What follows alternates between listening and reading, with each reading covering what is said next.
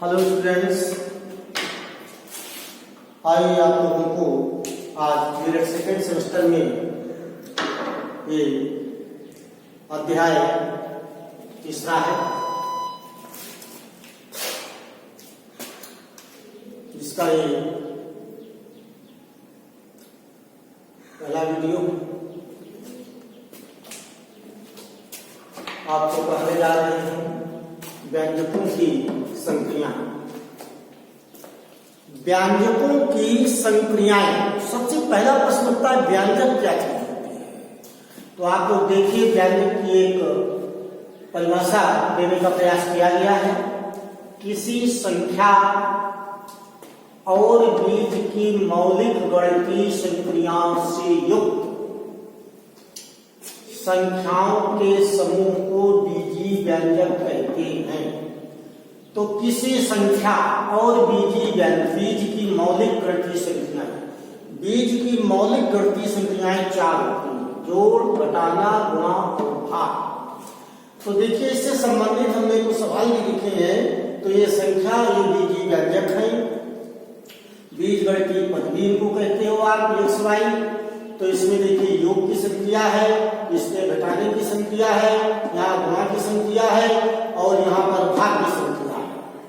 तो किसी संख्या और बीज की मौलिक गणितीय संक्रियाओं से युक्त संख्याओं के समूह को बीजीय व्यंजक कहते हैं। ये सभी बीजीय व्यंजक हैं। गणित की मौलिक संख्याएं जैसे जोड़, घटाना, गुणा, भाग, ये जरूरी नहीं कि एक व्यंजक में सभी चारों मौलिक संख्याएं आए। कभी एक आ सकती, कभी दो आ सकती, कभी तीन आ सकती और कभी चारों आ सकती। तो चारों मौलिक संक्रियाओं से युक्त संख्या बीजीय पद है, तो वो जो है बीजीय व्यंजक कहलाती है। तो बीजीय व्यंजकों की संख्याएं चार होती: व्यंजकों का जोड़, व्यंजकों का घटाना, व्यंजकों का गुणा, व्यंजकों का भाग। तो एक व्यंजक में चारों संख्याएं आ सकती हैं, दो आ सकती हैं, तीन आ सकती हैं, एक आ सकती है। ये कहीं आवश्यक नहीं है कि बीजीय व्यंजक में चारों संख्याएं एक साथ, वो आवश्यकता अनुसार हम लाते हैं, प्रयोग करते हैं, हमें प्रॉब्लम दी जाती है। जैसे इसमें योग की संख्या दिखाई पड़ रही है, इसमें व्यवकलन की संख्या और योग की संख्या दोनों दिखाई पड़ रही है।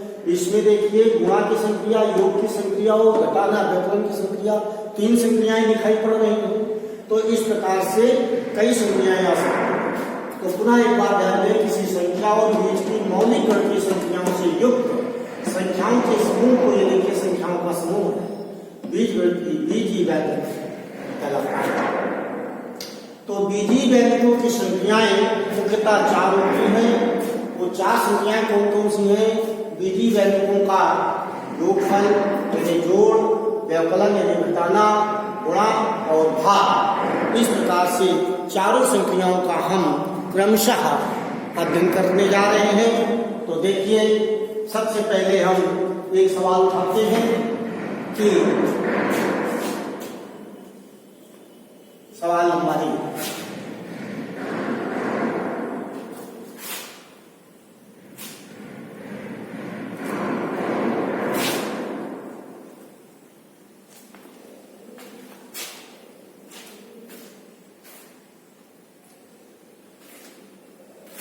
पहला नंबर है 5xy धन 2y धन z plus 5xy plus 3y। तो योग और घटाना की संख्या के लिए आप लोगों को ये जानना परम आवश्यक है कि सजातीय पद किसे कहते हैं, विजातीय पद किसे कहते हैं, what are the homogeneous and heterogeneous terms in algebraic sums. तो देखिए, बीजीय व्यंजकों में हम देखते हैं कि जो बीजीय व्यंजक हमारा प्रयुक्त हुआ है, जैसे यहाँ पर एक्स वाई, यहाँ वाई, यहाँ जेड, तो इसमें से समानता कितनी है? देखिए, जैसे 5 XY धन 2Z धन Z प्लस 5xy प्लस 3। तो सजातीय पदों को हम पास पास में रख देते हैं। देखिए ये xy है और ये xy है, ये xy बीजी पद, xy बीजी पद ये समान है, इसलिए सजाती है। यहाँ 2z धन z तो ये भी सजाती है, और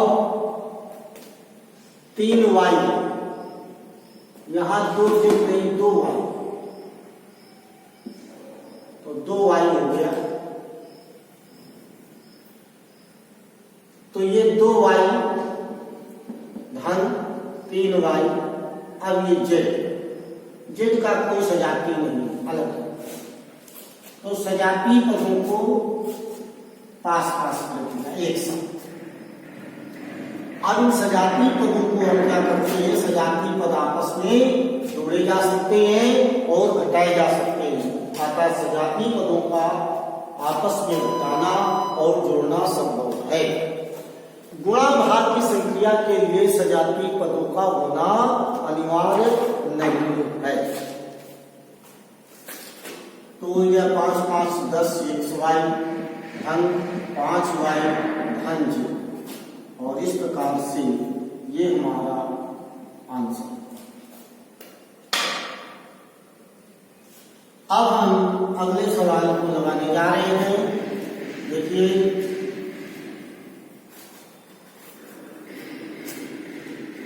जैसे सवाल है 2xy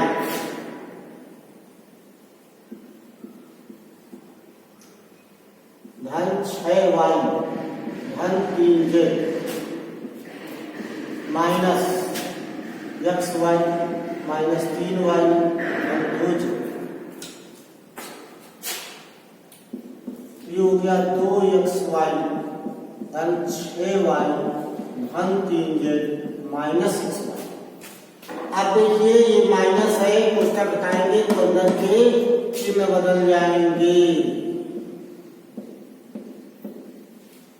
अब आप सजातीय पदों को छाटिए, 2xy यहाँ पर xy मिला, ये xy मिला, एक साथ लिखिए 2xy माइनस xy।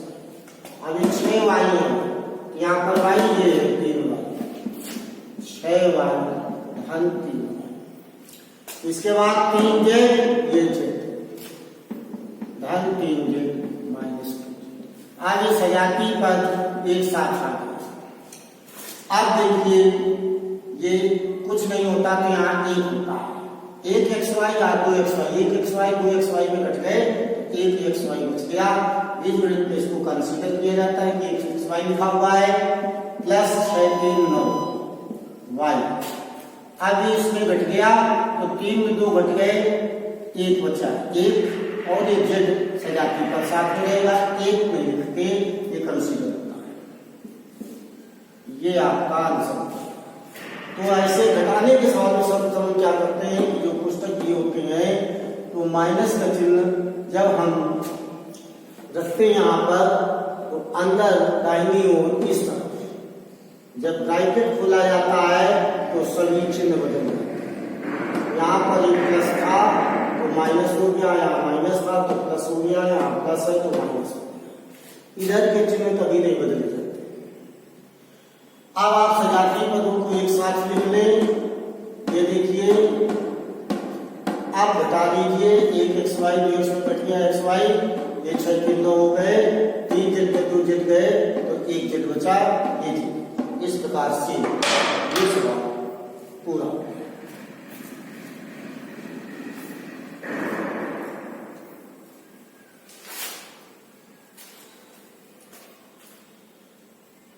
अब आप देखिए गुणा की संख्या,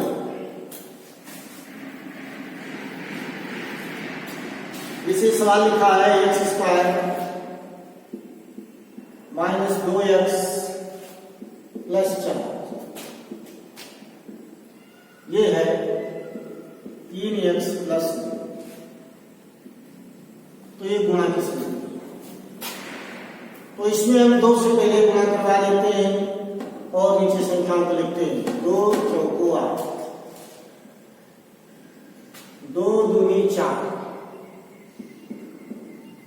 x और 2x²। बीजगणित में सही चिन्ह सहित गुणा करवाते हैं। प्लस का 2x 2 4 8 प्लस के यहाँ माइनस के, तो 2 दूनी 4 माइनस के 4 x प्लस के 2 प्लस का 1 2 एकम 2 x। अब इसके बाद 3 का गुणा, तो 3 का गुणा 4 3 को 12x। 12x सजातीय पद के नीचे लिखे जाएंगे, ये सजातीय। फिर 3 का गुणा इसमें 3 दूनी 6 प्लस माइनस, तो 6x का गुणा x में x², तो -6x²। फिर 3 का गुणा 1 में इधर 3 एकम 3 और ये हो गया 3x की घात 2। यहाँ घाते 2 यहाँ घाते 1 गुणा करने में घाते जुड़ जाते हैं। ये प्लस है ये प्लस है। अब आप इनको जोड़, तो ये प्लस का रूट ये जो है घट गए इसमें, तो प्लस के 8x, ये इसमें घट गए माइनस के 4x² और ये 3x²। इस प्रकार से पुनः एक बार आप लोग समझ लें कि बीजगणित में हम पहले चिन्ह सहित गुणा करवाते हैं। प्लस का है तो 2 चौको 8 2 दूनी 4 प्लस माइनस सदैव माइनस होता है, 2 एकम 2x²। 3 चौको 12x और 3 दूनी 6x², 3 एकम 3x घात 3। 4x ये माइनस के 4x है प्लस के 12x है, घट गए तो 8x बचे, जिसके ज्यादा होते हैं उसी का चिन्ह लगता है। 2x² माइनस के 6x² माइनस के 6 है तो माइनस का चिन्ह लगेगा, 4x², यहाँ 3x²। इस प्रकार से गुणनफल हमें प्राप्त हो गया। अब आप देखिए एक सवाल है भाग का, तो इसको भाग कैसे करेंगे। हम भाग की श्रृंखला सीखने जा रहे हैं। देखिए भाग ये 4x से भागे 36x³ 12x² धन 21x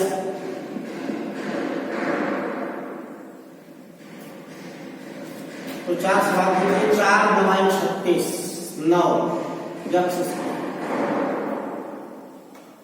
यहाँ घाते 3 तो यहाँ घात 1, तो ऐसा भाग देते हैं कि इसका और इसका गुणनफल यहाँ की घात के बराबर हो जाए। x² तो x में गुणा करोगे x घात 3 आ जाएगा और x का गुणा 4 में 9 × 36।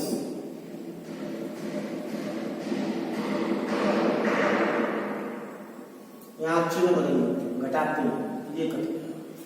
अब उतारा लिया 12x पावर, फिर 4 × 12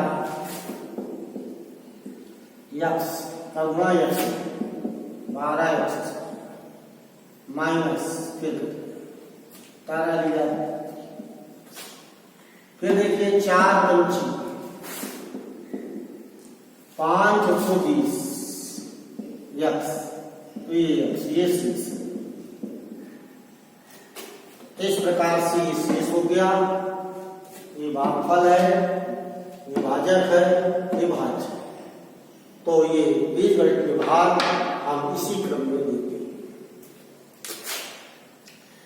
तो ये सवाल आपका पूरा हुआ।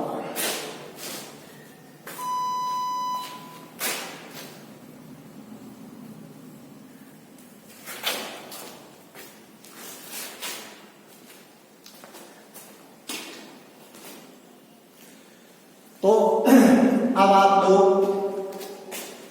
अपने अभ्यास पुस्तिका के माध्यम से इस अध्याय में जाइए और वहां पर ऐसे बहुत सारे प्रश्नों को हल कीजिए, जिससे आपको अधिकाधिक अभ्यास हो और आप परीक्षा के लिए परिपक्व बन सकें, तैयारी कर सकें। इन्हीं शब्दों के साथ मैं अपनी वाणी को विराम देता हूँ। आप सभी लोगों को ध्यानपूर्वक सुनने, मनन करने, चिंतन करने और अभ्यास करने के लिए तत्पर होने हेतु मैं अपनी ओर से आप सभी को बहुत बहुत धन्यवाद देता हूँ। इन्हीं शब्दों के साथ आज का शिक्षण कार्य समाप्त होता है।